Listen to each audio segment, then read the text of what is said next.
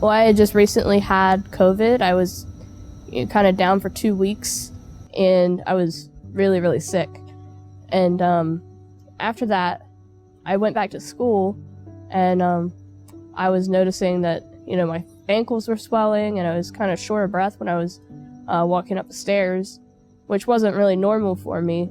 So we thought maybe just an after affected COVID maybe, or something like that. So we just went to our doctor's office, and he was like, okay, well, we'll just do kind of a complete panel of blood work and, see if anything's out of the ordinary. And that's kind of how it started.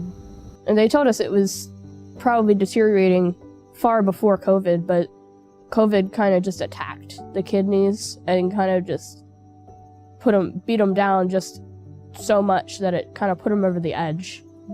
It was a genetic diagnosis. The umbrella term is nephronephrosis, and don't ask me to spell that because I have no idea. But it's kind of an umbrella term for a lot of different things, but the kidney part of it is the main part. Actually, it's connected to the retinas as well, which I've had retina damage since birth.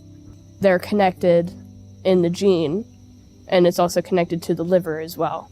I think, my first, outpatient dialysis, someone came in and started talking about, people in dialysis often go on the transplant list, so we need to do a workup on you to make sure that you're okay for a transplant.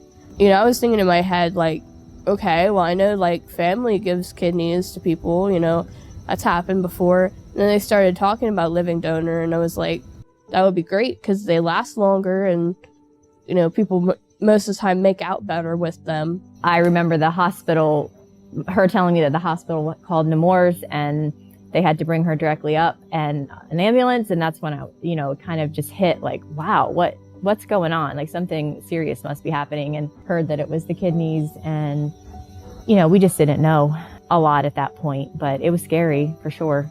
I remember even, I think before they brought it up to us, I remember hearing that she might have to have a transplant.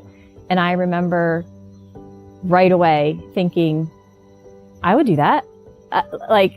If I could do that, I would do that. I didn't think much of it. And I know I've learned that not everybody has that epiphany in that way, and that's okay. I don't know. It just didn't occur to me to think any other way.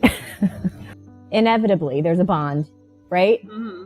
That it's amazing. It's great. It's just a wonderful connection that we have now that, otherwise wouldn't have been there. Right? Yeah.